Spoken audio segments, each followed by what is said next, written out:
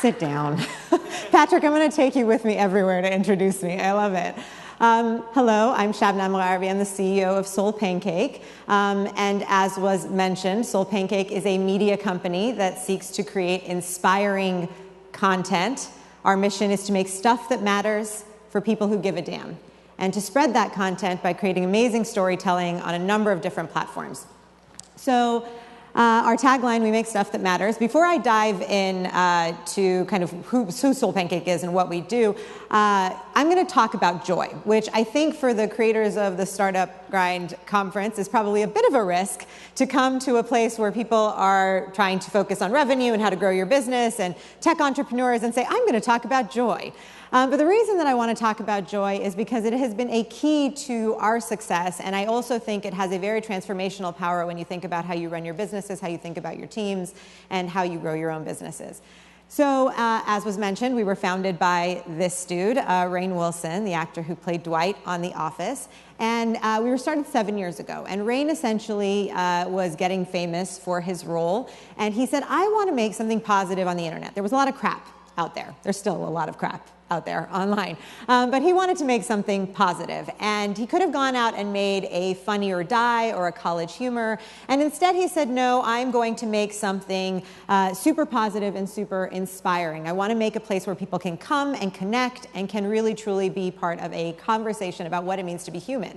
And to first and foremost be entertained. Because if you're not entertained, you're not going to hear any other kind of mission or message beyond that. So we started the company as a website and eventually published a New York Times bestseller. And then about 5 years ago, we were approached by Oprah Winfrey. She was getting ready to launch her Oprah Winfrey Network, and she said, we'd love for you to make some video content for us. And this was about 5 years ago, and we said, because it's Oprah, yes, of course we'll make you some video content. And so we started making video content. We created what Oprah calls little pieces of light. And that was really when we shifted the entire business from being a kind of general content company to strictly a video content creation engine. And that happened 4.5 years ago. And in the last 4.5 years, our business has truly transformed and that mission has come to life. We have about 8.5 million fans, almost 2 million of which are subscribers to our premium YouTube channel. And we produce about 30 to 40 hours of digital short-form content every year that is distributed amongst various platforms, social platforms, through our distribution partners, our media partners, and that content goes out into the world. We also create a lot of television content with companies like MTV, VH1, ABC Family, now Freeform, it's the CW, and so on. And then we also work with a lot of brands. We've created campaigns for Coca-Cola, Visa, Purina, Lowe's, all kind of creating content that is uplifting and inspiring and really speaks to our mission. So with that, I'm going to start talking about joy, because that's why I'm here to talk to you a little bit about joy. So some ground rules. When I talk about joy, I am not talking about happiness. Happiness is an emotion. It's a fleeting feeling. When you get a delicious burger at Shake Shack, or you watch a zinger in last night's debate, you get a sight moment, a feeling of happiness, but that is fleeting and that comes and goes. What I'm talking about when I talk about joy is kind of an internal sense of contentment and a state of being that allows you to deal with anything, good or bad, from a place of how can I make the most out of this, and even when, excuse the language, shit hits the fan, you are able to come at something with a positive and inspirational perspective. And that's really, really key. So the reason that we have focused on joy in creating both the environment of our company as well as the content that we're producing is because we believe joy is infectious. So we target, the demographic we target with our content is what I call the optimistic millennial and the altruistic Gen Zer. So a subset of this very large behemoth demographic, the optimistic millennial and the altruistic Gen Zer. And when you look at the individuals who are in that millennial category who define themselves as positive and optimistic about the future, they are 5 times more likely to share joyful or inspiring content on social platforms. I think there's a misconception that if you have a bad day, you're more likely to tell 10 people than if you have a good day. And I think that that's no longer true. I think social media has changed that dramatically. We are encouraged and supported with likes and comments to share the good things in our life and to share the positive things. And we as human beings want to do that. Who doesn't want to make someone else smile and bring them joy? So as human beings, we are prone to share those things. And we have found that across the board, the demographic that we speak to really wants to share that inspiring content. The other thing that we have found, which is really, really interesting, is that joyful and inspiring content is also the most viral content. So there was a New York Times study 3 years ago that looked at the last 10 years of viral videos, and it tried to categorize them according to the emotion that was elicited by that video. And I started reading the article and I thought, oh, it's going to be humor. It's the videos that are going to make you laugh, the epic fails, that's the one. That's what's going to be the #1 emotion. And I was shocked because the #1 emotion of the top 10 most viral videos was those that created a sense of inspiration or a sense of awe. And I was blown away. I was like, that's crazy that just reaffirmed what we already believed, which is that joyful, inspiring content is very shareable. So I'm going to give you 3 examples of the types of content we've made and the impact that they have had. So the first one is Kid President, which I think is very apropos given we just had the debate last night, don't be in a party, be a party. So Kid President, if you don't know who he is, he's one of our personalities at SoulPancake, and he is a young boy who is the self-appointed voice of a generation. He spreads inspirational messages from his cardboard Oval Office. And he had a pep talk video a couple years ago that went crazy viral, has 40 million views on YouTube. And what's really fascinating, though, about Robbie Novak, who plays Kid President, is that he is joy incarnate. So what a lot of people don't know about Robbie is that he actually has a brittle bone condition called osteogenesis imperfecta. And what that means is that from the time he was born, he has broken more than 80 bones, and he's now 12 years old.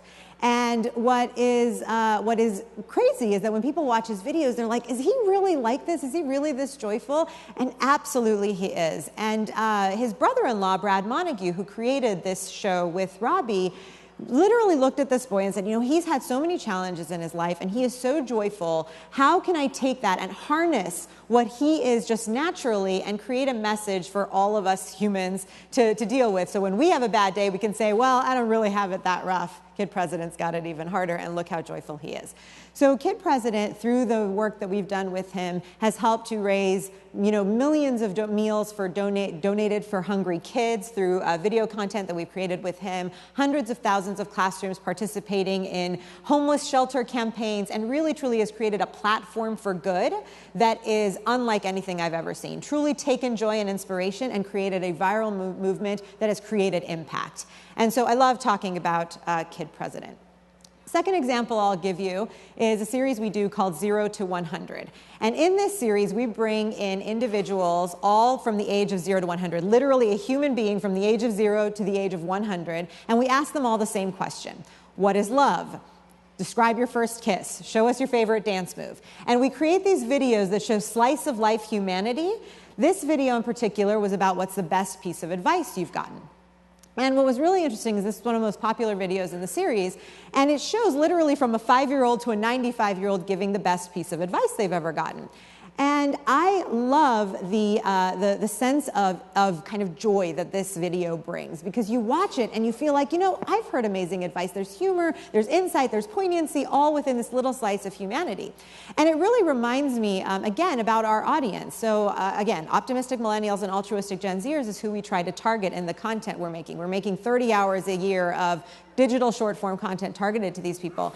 And there was this amazing study that was done that said that it basically asked graduating college students, what do you look for when you're looking for your next job? And for the longest time, they did this study, like, I don't know, 5-10 years. They were doing this study, and the #1 and 2 reasons were money and location. How much are you going to pay me, and where do I have to live to do this job? That's what the graduating college seniors cared about. And 2 years ago, that shifted.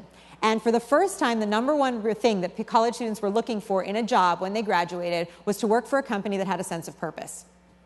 And money fell to the number 2 spot. And I thought that was fascinating, because think about it. Every day we are all hiring individuals, trying to motivate our team, some of whom are a little bit younger, and they want to have a sense of purpose and a sense of mission. So from our perspective, that is something that really drives that internal state of contentment, that state of joy that we all have inside of. And it's something that we have brought into our office as a way to create that kind of environment, to give people a sense of purpose, which feeds into their state of joy, which helps them to be more productive as individuals. And then the third show I'll tell you about is a show we do called My Last Days. So we partnered with an amazing filmmaker, Justin Baldoni, and we created a series that was about terminally ill individuals. Now you're here, I'm sure, thinking, you guys are a company that make inspiring, joyful content, and you're creating a series about people dying? That doesn't seem very joyful at all. But in actuality, this is a show about living. It just happens to be told by people who are dying. So we made 9 episodes digitally and got about 35 million views across the 9 episodes. Hugely successful for us. So we created this video, did phenomenally well. While Zach passed away only a few weeks after we released the documentary, there was really a legacy that was built with this show. And this summer, the CW aired 6 new episodes of My Last Days. And next summer, we'll be airing a 3rd season of My Last Days stories on the CW. So really, truly a powerful movement. So the last thing I'll leave you guys with is this quote, because it is one of my favorite quotes of all time. And it is, "Comparison is the thief of joy."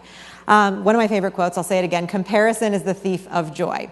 So what's really amazing about this quote is it's a very hard one to live up to when you're in the startup world. Because if we are not paying attention to our competitors and we're not paying attention to the industry around us and what they're doing, then we can easily fall behind. And so it is to our benefit sometimes as entrepreneurs and business owners to pay attention to the competitors and compare ourselves to them. However, I think it is also equally important to have your own internal guiding post and vision and mission for your company. Because what will happen is, even when you compare yourself to other people, if you know what you stand for as a business, then that really makes all the difference. And I think that this is even true in your personal lives. And it's been true for me personally, where when I really just focus on myself and what we are about and bringing that to life, that it really truly makes all the difference.